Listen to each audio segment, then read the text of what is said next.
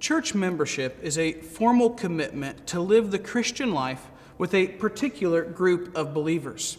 It's a commitment to be overseen by godly leaders, and it's a commitment to pursue discipleship and mission together.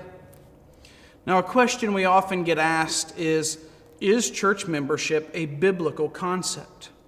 Well, I'm not going to take you to a specific passage for this, but I'm going to talk about 4 categories of texts in the New Testament that'll show us that church membership is a biblical concept. Let's look at the images of the church, the structure of the church, the practices of the church, and the care of the church. First, the images of the church. The New Testament never gives us a text that is a specific definition of what the local church is. But the Bible does give us several descriptions of the church, several images of the church. Images like the body, or a field, or a flock, or a household, a temple, or a building. Now, these images share several things in common. First, they're collective wholes, with the emphasis being on the unity and the function of the whole. Another thing that these texts share in common is that there are definable boundaries for each of these wholes. There's a boundary where my body ends. There's a boundary for a temple, a boundary for a flock. And families have boundaries of those inside and outside of the family. Church membership is one way to enact boundaries in the local church. And these boundaries aren't just arbitrary, they serve functions in the church. So the second thing that we would talk about is the structure of the church. Now, the church has leaders and it has a congregation in it as well. A question that leaders have to ask themselves is, whom do they lead? 1 Peter 5 commands elders to shepherd the flock of God that is among them.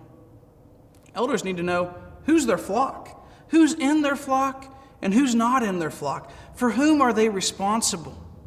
And church membership defines for whom an elder is responsible. It defines their flock.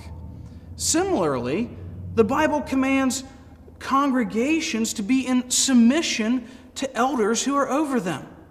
And the question that congregations have to ask is, to which leaders are they in submission?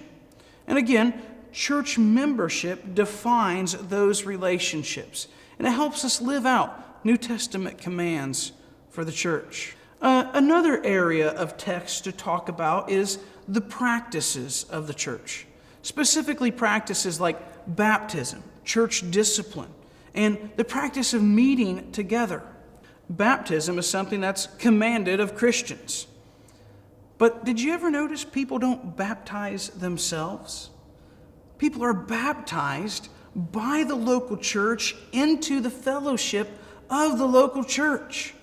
In baptism, a believer declares that they are committed to Christ, and they also declare that they are committed to Christ's church. Another practice of the church is the discipline of the church. Now, churches discipline themselves regularly with regular discipleship, but there are some times when a church has to discipline a member out of the church, out of the congregation. The Gospel of Matthew gives us some instructions in this regard, and also 1 Corinthians 5 mentions this practice. There's an immoral brother in the church, and Paul tells them to cast out this immoral person from the church. Now, in order to practice that, there has to be a definable whole that is the church from which someone is cast out.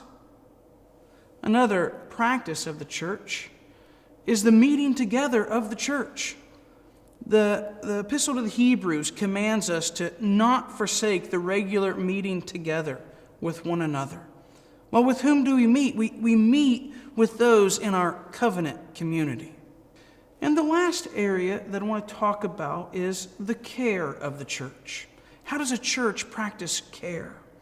There's a number of commands in the New Testament that are one another commands. Love one another, be devoted to one another, encourage one another. Now, there's some sense in which we live out these commands with all believers, but we focus these commands on the people in our local church. So I have a responsibility in my local congregation to encourage those other believers. We can't be responsible for encouraging everybody who's a Christian, but we can focus our encouragement on the one another's within our local body. Another area of care in the church is to care for the needy. And the church has always been focused on caring for the needy, and they focused that care on those in the local congregation.